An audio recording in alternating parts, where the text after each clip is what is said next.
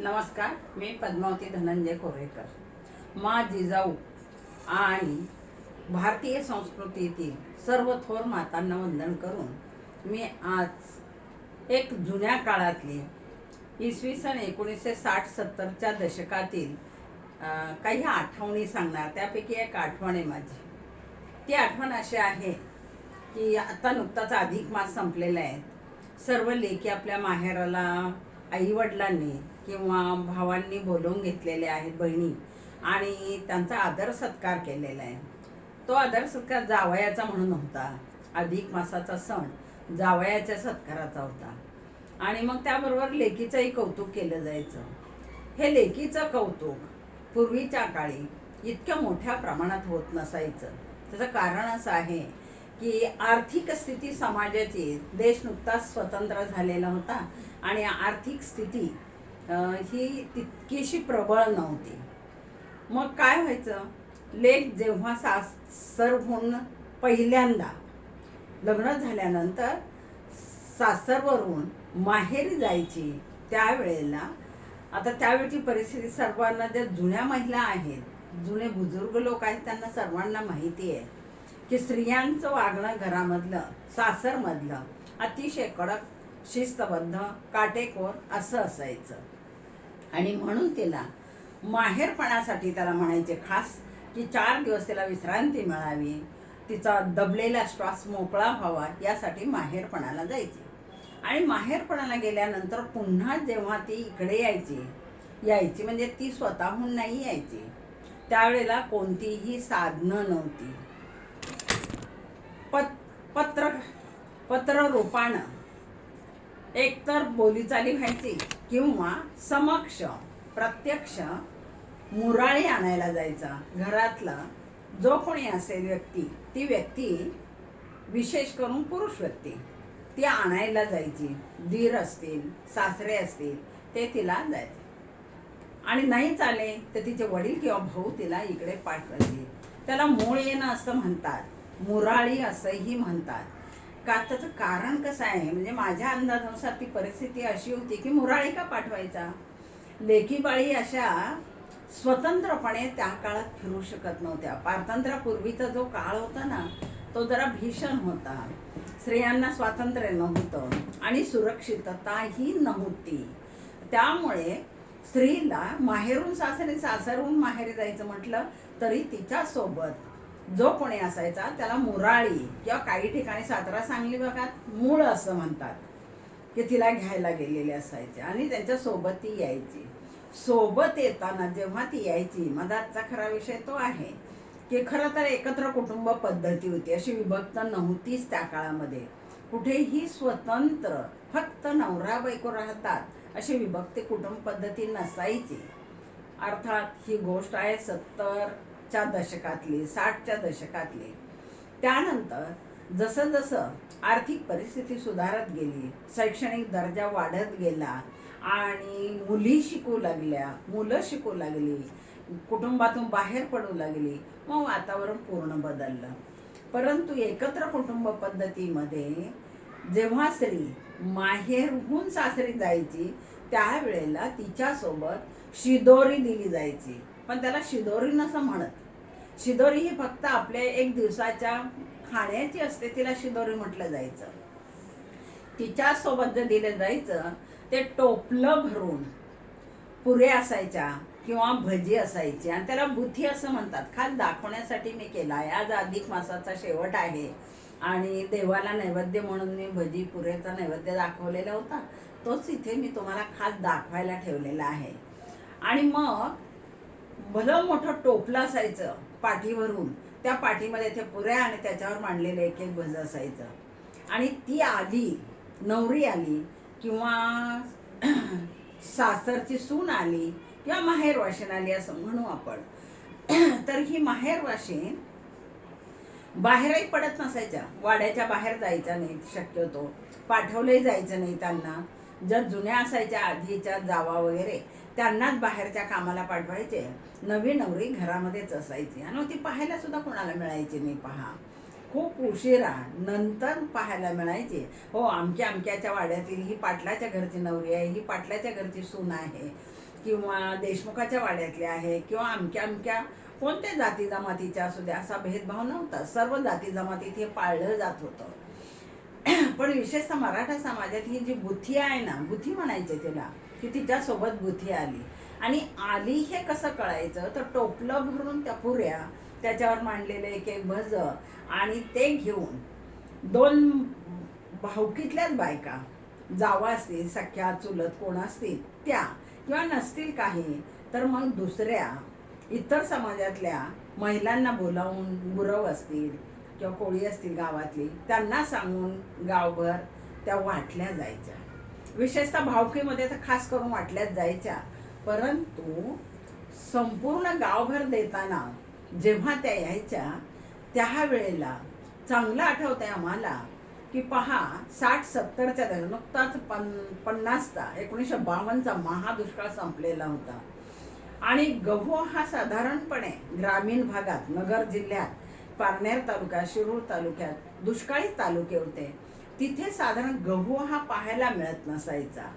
शहराच्या ठिकाणी असेल किंवा पंजाब, उत्तर प्रदेश, मध्य प्रदेश इकडे गहूच खाल्ला जातो, पिकलाही जातो. परंतु महाराष्ट्रात हे जे दुष्काळी जिल्हे आहेत तिथे ना, गहू फक्त सणालाच मिळायचा, एरवी नाही. आणि जिथे पाणीच नाही तिथे त्या भागात गहू उत्पादन घेण्याचा प्रश्नच नाही.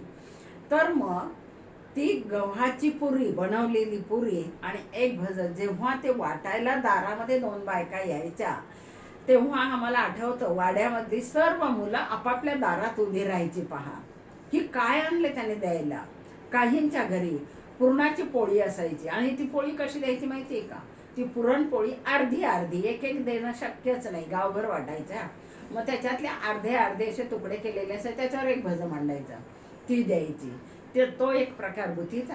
दुसरं पुरी आणि भजी, तो एक प्रकार बुथीचा. आणि तिसरा एक प्रकार असायचा की ज्यांच्या घरी गहू नाही, परिस्थिती नाजूक आहे, त्यांच्या घरी ज्वारीच्याच भाकरी असायच्या, चतकोरचे तुकडे केलेले असायचे, आणि पाटवडे आणि त्याची आमटी, पहा, त्या घेऊन यायच्या. एकीच्या हातात आमटीची चरबी आणि एकीच्या हातामध्ये त्या भाकरीचं टोपलं. मग हिने ते चतकोर भाकरी आपण आणायचे, म्हणायचे आणा ताटली तुमची, आणि मग वाटी ताटली घेऊन दाराशी आपण आशेने, पहा, त्याला आशाळभूतपणे म्हटलं तरी चालेल. तर ज्या वेळेला त्या सुनेचं आगमन व्हायचं तेव्हा ही बुती तिच्या सोबत आणलेली असायची. ज्या सासवा मंडळी असतील त्या सर्व सासांना चोळीचे खण दिले जायचे, आणि बाकीच्या वाड्यात फक्त बुथी दिली जायची. ती बुथी देताना मी सांगितलं की पाटवडीची आमटी देताना वाटीमध्ये एकच पळी फक्त आमटी टाकायची, त्याच्यात एक वडी टाकायची आणि चतकोर भाकरी.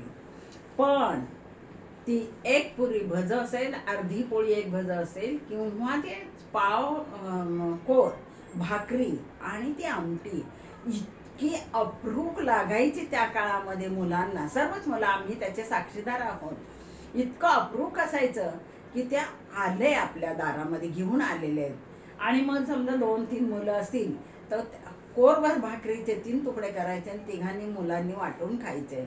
किंवा पुरी भजा असेल तर त्याचे 4 तुकडे करायचे, चौघांनी वाटून थोडं थोडं खायचं. आणि मग त्याची ती अप्रूपपणा, चव फार भारी असायची. आज मात्र परिस्थिती फार बदललेली आहे. आजच्या सुनेचं आगमन आपल्याला माहिती, मोठ्या माटात होत असतं. ते टोपल्या भरून असते, आणि वेगवेगळ्या प्रकारच्या मिठाया असतात, पोळे असतात, पुरे असतात, खूप वेगवेगळे पदार्थ आहे. सुबत्ता खूप झाली आहे. भाग्यवान सुनांचं भाग्य म्हणावं लागेल आपल्याला.